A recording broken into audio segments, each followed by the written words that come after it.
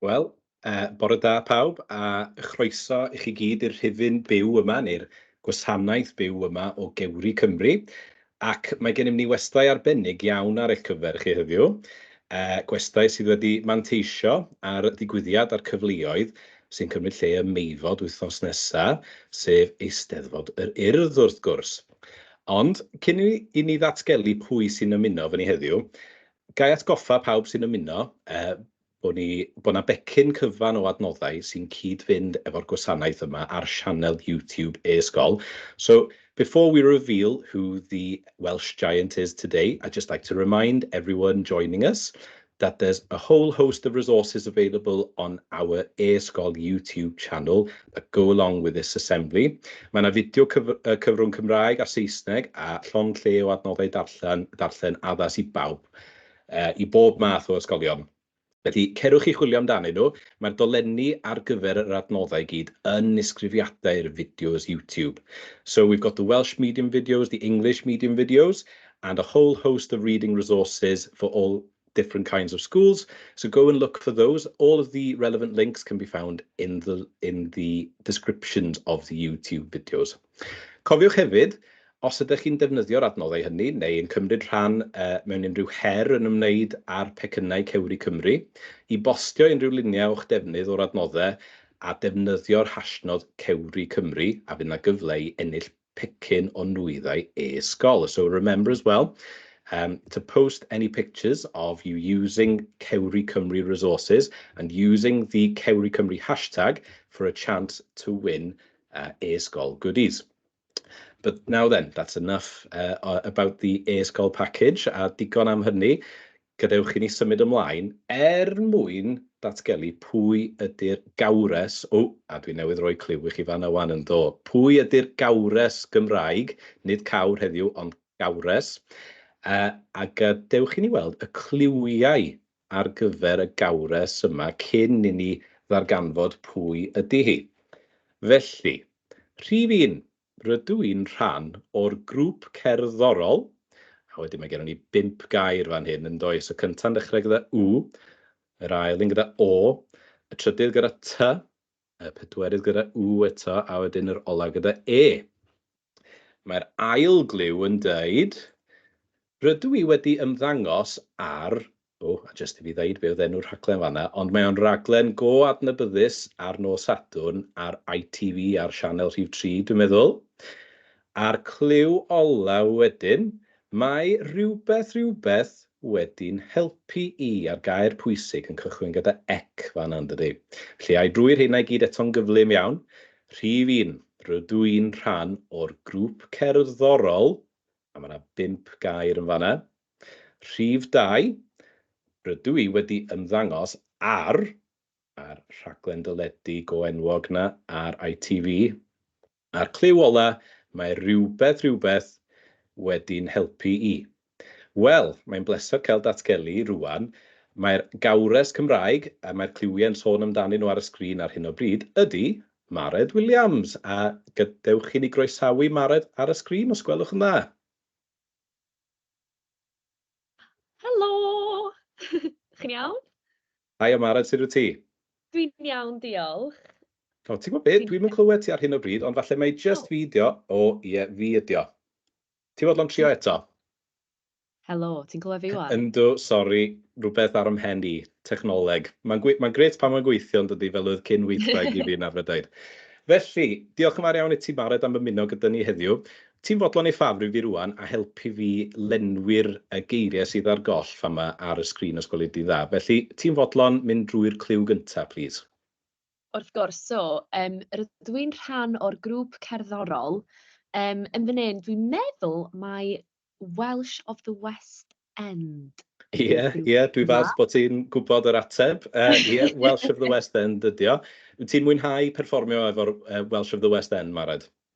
Yndw, da ni'n cael gymaint o hwyl. Actually, nath ni wneud gig nos Sadwrn, weekend sy'n newydd fod, yn Abertawe. So, da ni'n cael lot o hwyl yn teithio Cymru, neu gigs, weithiau'n Llundain hefyd, a mae jyst yn neis cael rhywbeth nath ddatblygu allan o lockdown, allan o just bod tu ôl i sgrin a recordio fideos efo'n gilydd, i allu wneud rhywbeth yn fyw o flaen cynulleidfa, mae o'n dod â lot o hapusrwydd i mi.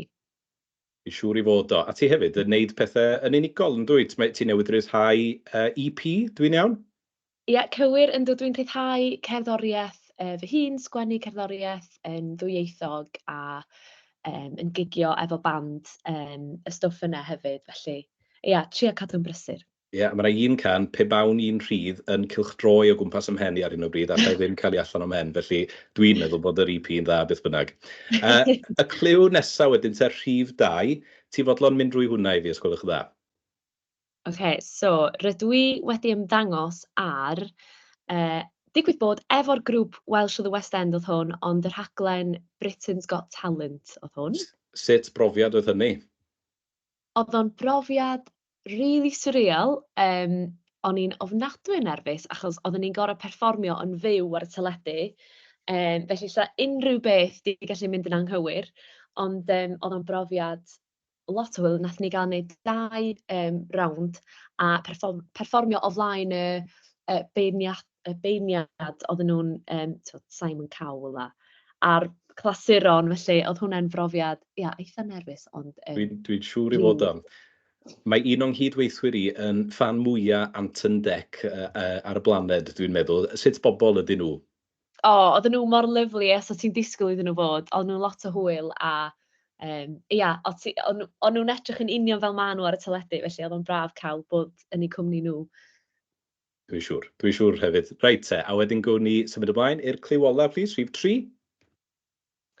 Felly, mae hwn bendant yn wir. Mae siarad Cymraeg wedi'n helpu i.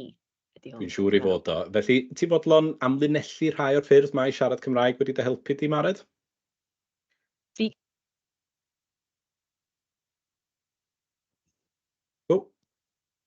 Nes i dorri allan fanna? Helo. Helo, nhw'n ni drio yna eto. Mae'n afanteision i'r pethau da ni wedi ddysgu dros lockdown yn does, ond mae rhaid i ni ddibynnu arno fo'n gweithio'n iawn. Felly, sut mae siarad Cymraeg wedi dy helpu di, Mared? Yndi. Felly, sori, ti'n clywed fi'n iawn? Yndw, dwi'n clywed. Yndw, barod i fynd. Ideal. Wel, dwi wastad di perfformio yn Gymraeg. Dwi wastad di dysgu caneuon ar gyfer yr Eisteddfod ers o'n i'n ysgol gynradd. A dwi, am bod fi'n siarad Cymraeg iaith gynta, dwi wedi gallu sgwennu caneuon yn Gymraeg ers o'n i'n ifanc, ond yn ddiweddar dwi wedi sylweddoli, actually, mae yna gymaint o gyfleoedd yn y Gymraeg. Pan o'n i'n ysgol, nes i gael ymuno band rock a phop a gafon ni'n neud cystadleuaeth brwydr y bandiau o hynny wedyn, nes i darganfod byd hollol newydd o'n i ddim yn gwybod amdano fo. A cymuned bron o gerddorion, bandiau, artistiaid gwahanol. A mae yna gymaint yn mynd mlaen. Mae gen ti gwyliau, festivals dros yr haf, fatha Gwyl Tafwyl a sesiwn Fawr Dolgellau. A mae yna jyst yn fyd mor unigryw, really, i gael bod yn rhan ohono fo. A dwi'n siŵr bod Cymraeg wedi helpu fi mewn lot o ffyrdd eraill hefyd. Wel, ti di rhestru ambell un pwysig fanna beth bynnag swn i'n dweud, felly diolch fawr iawn ti, Mared. Wan, dwi wedi bod chydig bach yn ddigywilydd fanna, achos yn hytrach na just rhedeg drwy'r cliwiau, o'n i'n cymryd y cyfle i holi ambell gwestiwn yn hun. Ond dim just fi sydd eisiau holi cwestiynau wrth y ti heddiw. Da ni wedi derbyn llond lle o gwestiynau gan ddisgyblion ar draws Cymru. Felly, wyt ti'n hapus i ateb ambell gwestiwn gan ddisgyblion sydd wedi gyrru nhw ato ni, Mared, please? Gwrs, a chroeso. Wych, felly be nawn ni ydy rhedeg drwy'r map o'r dde i'r gogledd gan ddechrau yn ysgol Sant Oswald, Jeffreyston, yn Sir Benfro. Wedyn, da ni'n mynd i ymweld â ysgol Rhys Pritchard yn Llanamddyfri, Sir Gar. Ysgol y Bannau wedyn yn Aberhonddu ym Mhywys, felly da ni'n taro pob siroedd gwahanol ar y ffordd hefyd. Ysgol Rhoshelig ar safle Llangeithong, Heredigion, a wedyn da ni'n cymryd naid mawr i'r gogledd at ysgol Black Lane, Broughton, Wrexham. Felly, dwi'n meddwl bod gennym ni gwestiwn gyntaf gan David o Sant Oswald. Felly, os gawn ni glywed y cwestiwn yna, os gwelwch yn dda.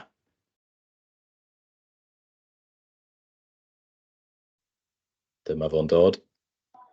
Beth ydy di hoff gân i ganu? O, dyna chi gwestiwn da, David. Beth ydy dy hoff gan i ganu, Mared? Oh my gosh, cwestiwn da iawn.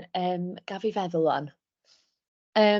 Dwi yn rili mwynhau canu'r gân on my own allan o Les Mis, achos mae'n gân sy'n atgoffa fi o gael bod ar y llwyfan o flaen cynulleidfa fawr, a bob tro dwi'n cael ei chanu hi mewn llefydd eraill, mae o'n dod â'r profiad yna nôl yn fyw, felly on my own, dwi'n meddwl. Mae'n A rhaid ti'n i gwybod fi. be? Dwi newydd feddwl am fantes arall o siarad Cymraeg, wyt ti wedi gwneud y mwy ohono fo. Ti nid unig wedi bod mewn sioeau cerddi Saesneg, ond ti newydd ymddangos mewn un Cymraeg, ynddo? Do, yn union. So, nes i wneud sioe Branwen diwedd flwyddyn diwetha, sioe Cymraeg eitha epic. Nathon ni fynd ar lwyfan yr ganolfan y Millennium yn Gaerdydd, a wedyn nathon ni Bangor, Aberystwyth, a oedd hwnna'n brofiad special iawn. Dwi'n siŵr i fod o. Reit, diolch Mared. Nw'n ni symud ymlaen rwan te i Ysgol y Bannau, dwi'n meddwl, nesaf rannu. Dwi'n meddwl bod fi wedi Ysgol Rhys Pritchard oedd nesaf, ond Ysgol y Bannau sydd nesaf at Eleri, Evelyn a Lily Wen. Helo, fi di Eleri, Adam a Evelyn, Lily Wen.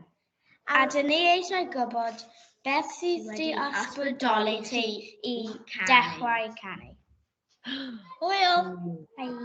Ie, felly beth nath dy ysbrydoli di i ddechrau canu, Mared? Mae hwn yn gwestiwn ofnadwy o dda. Dwi'n meddwl, dwi'n yn cofio, achos dwi wastad wedi mwynhau canu, ond dwi'n meddwl ges i'r hyder i ganu a perfformio o flaen cynulleidfa, just trwy wneud perfformio gymaint o i'n gallu efo eisteddfodau bach yn yr ysgol gynradd. Oedden ni'n cael eisteddfod o'r enw Eisteddfod Tai pan o'n i'n ysgol Llefydd, a oedden ni'n cael ribannau bach, cyntaf, ail a trydydd, a dwi'n cofio teimlo fatha bod fi'n mwynhau wneud hynny. A dwi hefyd yn cofio, mae gennai atgof o wrando ar CDs, cerddoriaeth yn y car efo mam a dad, a cael fy nylanwadu gan y cerddoriaeth oedden nhw'n gwrando arni hefyd. Felly, cymysgad o'r dau beth yna, dwi'n meddwl. Ti newydd dweud CDs fel bod o'n hen ffasiwn ofnadwy, a dwi'n cofio gwrando ar dapiau yn y car, felly ti ddim mor hyn a hynny, paid y poeni. Felly, ie, diolch yn fawr iawn. Nw'n ni symud ymlaen at y cwestiwn nesaf te, a dwi'n meddwl Ysgol Rhys Pritchard yn Llanymddyfri, da ni'n mynd iddo fo nesaf, a da ni'n mynd i gael cwestiwn gan Iowan. A oes perfformiad arbennig sy'n sefyll allan i chi? A oes perfformiad arbennig yn sefyll allan i ti, Mared? Ydy hwnna o ran perfformiad dwi di wneud? Dwi'n meddwl mai, oes na un sy'n sefyll yn y co? Gaf i feddwl. Wel, nes i rili fwynhau cael perfformio yn Efrog Newydd cwpl o flynyddau nôl. Oedd hwnna'n brofiad special, achos ges i hedfan allan i Efrog Newydd a canu o flaen. Actually, mae yna ysgol o Wrecsam yma heddiw, dwi'n meddwl. Felly, ges i ganu o flaen y ddau sydd wedi prynu'r tîm pêl-droed Wrecsam, Ryan Reynolds a Rob McElhenney. Felly, o'n i'n ofnadwy yn nerfus, ond ges i wneud cyngerdd bach, canu efo Bryn Terfel. So oedd hwnna'n, brofiad. Dwi'n meddwl bod hwnna'n sefyll allan o ran just hedfan i ochr arall y byd. Ie, wel, ti wedi perfformio o flaen Ant and Dec, Rob Ryan, Bryn Terfel, mae'r rhestr yn eitha hir, os ni'n dweud Mared, chwarae teg y ti. Diolch yn fawr iawn. Reit te, nw'n ni symud ymlaen rwan i Geredigion, a da ni'n mynd i safle Llangeitho sy'n rhan o Ysgol Rhos Helig, a da ni'n mynd i gael cwestiwn gan Chloe. Fy enw i ydy Chloe, a rwy'n mynd i Ysgol Rhos Helig yn Llangeitho, a fy cwestiwn i ydy, wyt ti'n mynd yn nerfus pan yn perfformio ar y lwyfan? Cwestiwn da iawn, ie. Wyt ti'n mynd yn nerfus cyn perfformio ar y llwyfan?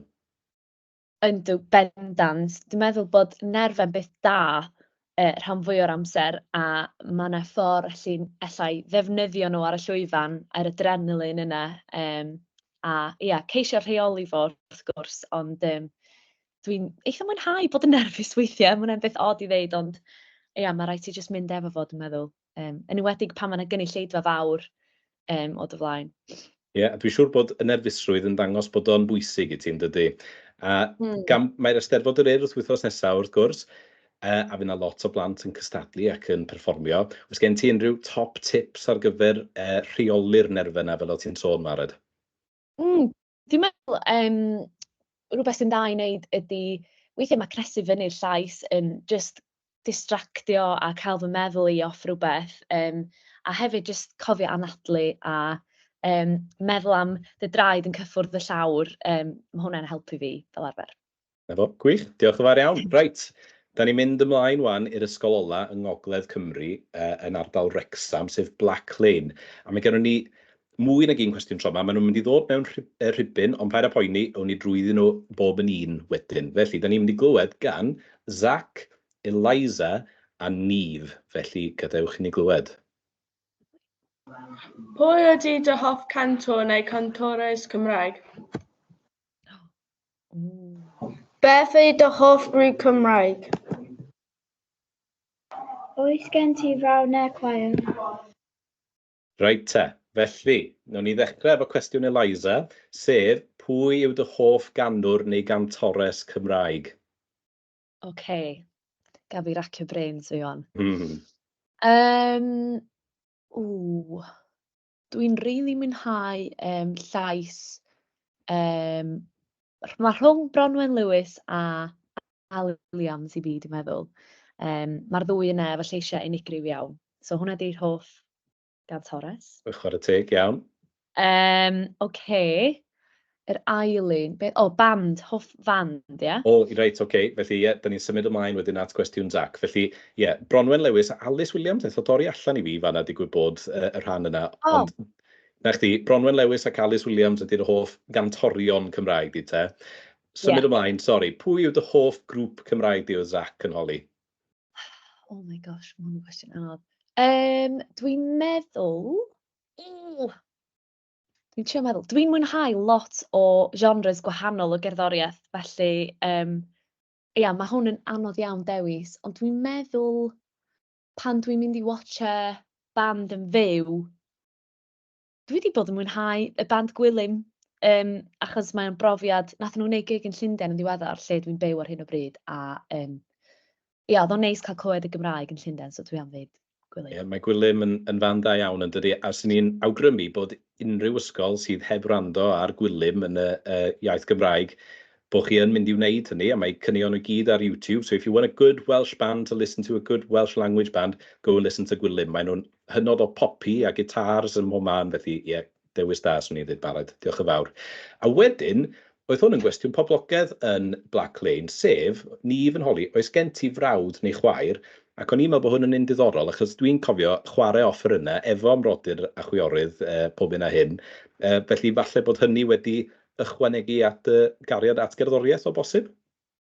Ie, so mae gennai un chwaer a mae gennai 2 frawd, a maen nhw gyd yn iau na fi, so fi di'r hynna, ond maen nhw hefyd yn gerddorol, ond yn ddiddorol iawn dydyn nhw heb fynd lawr y llwybr dwi wedi mynd lawr, a maen nhw'n gwneud pethau hollol wahanol i fi. Mae un o'n nhw yn milfeddyges, mae'n arall yn chwarae pêl-droed, mae'n gwneud rhyw soccer course yn America.